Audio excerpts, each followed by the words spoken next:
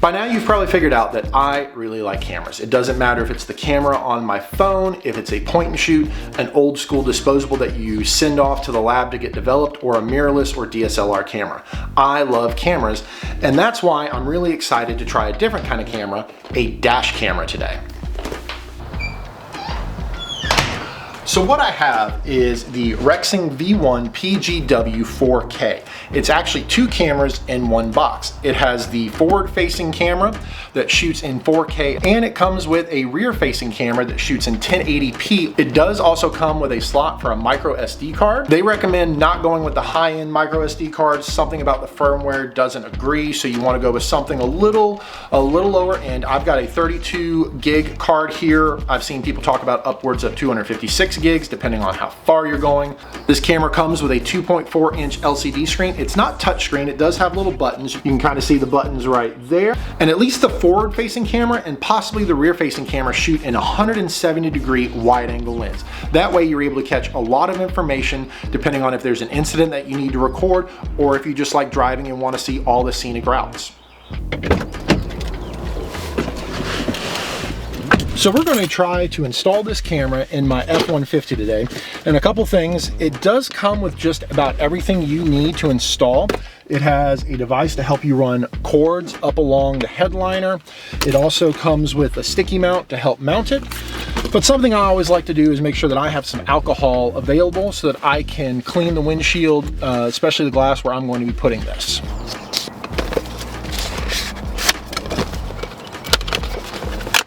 You've got your normal operating manuals. This is something that not everybody I've seen has used, but it is a little electrostatic film that you can put on to help give a little bit of a buffer between the adhesive piece and your windshield.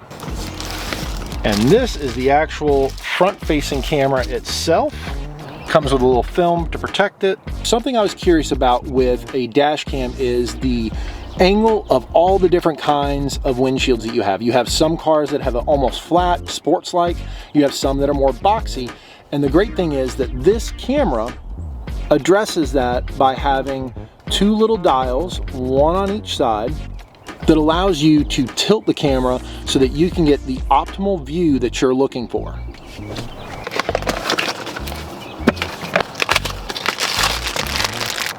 This is the rear facing camera, and you got a lot of cord. So if you have a Suburban or a larger vehicle like that, all the way down to like a Honda Civic, you've got more than enough cord to get you from the back of the vehicle to the front. And then here is the power cord. Again, a lot of cable. There is the mounting bracket for the front facing camera. These little clips come in handy because they allow you to, if you can't hide the cord, like if you put it down low on the windshield or somewhere, you can actually keep the cord nice and tidy and in one secure spot. So you can adhere these to little areas and clip the cord as you need it. And of course we have two 3M double-sided tape sticky mounts.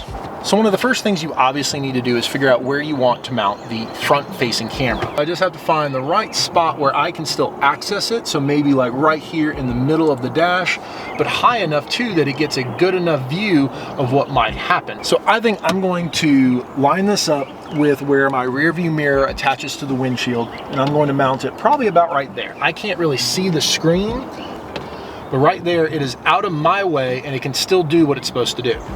First things first, I'm going to clean the windshield right about where I want to put this. I'm going to go a little heavy on it. I'm going to take this adhesive .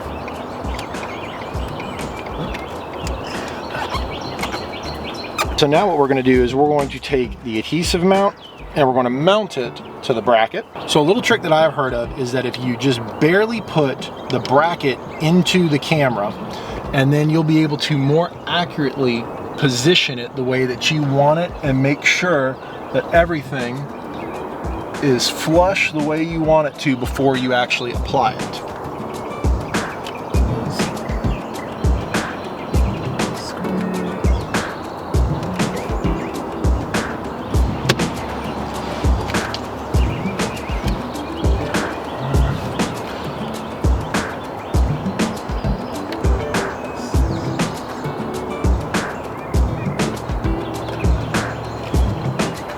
now, yep, looks good. What I'm gonna do next before I semi-permanently mount this is I'm gonna go ahead and give it power. I'm going to put in the micro SD card and format it and make sure that everything is updated and ready to go before I run this cord and make it even more difficult to do everything that I need to up here. So again, there's your micro SD slot. Just like with any camera, press in. The unit has the spot for the power and where the rear facing camera goes. So we'll take the mini USB, plug it in, and there it goes. It is on, and you can see right away, up here that it does start recording. It automatically has the date and time correct.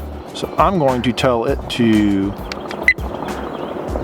stop recording. So before you actually get started, you really do need to format your micro SD card. To do that, on the side where you put the micro SD card is the menu button.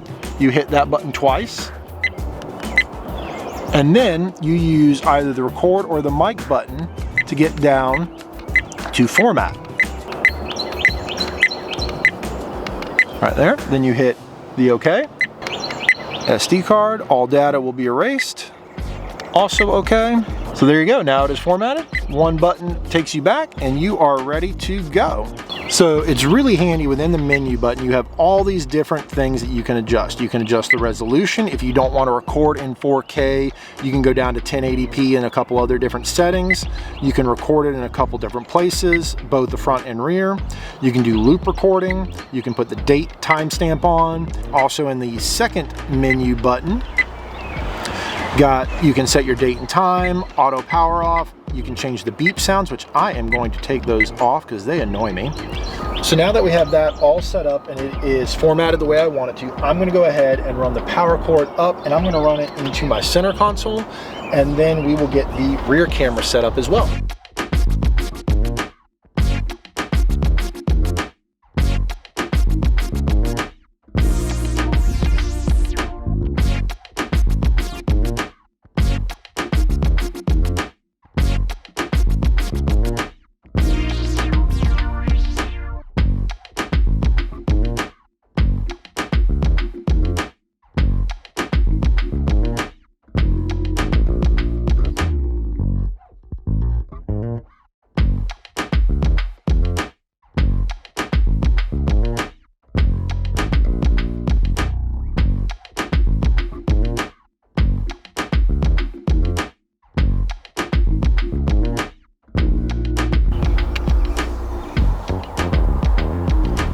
Go.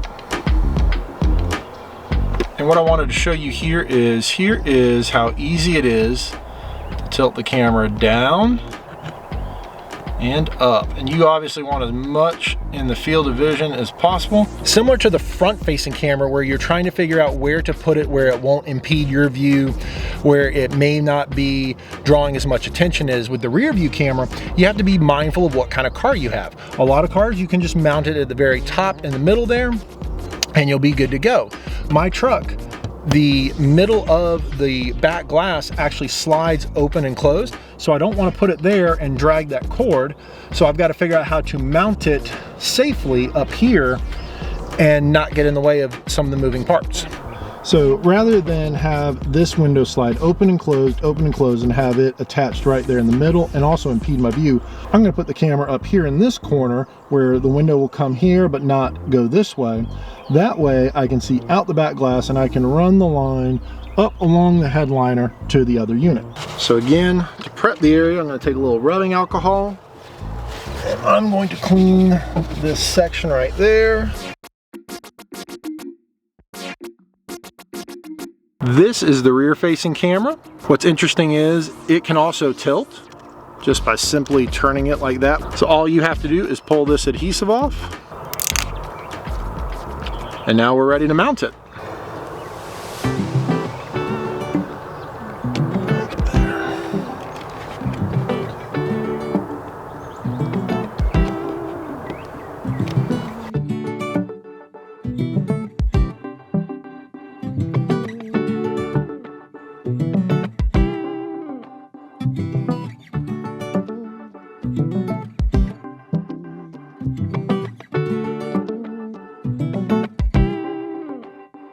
As you can see, ran the cord along the liner. I actually put the excess in this panel here to kind of help with tidying everything up, but it runs nicely up under there. You can easily tuck it back where it needs to.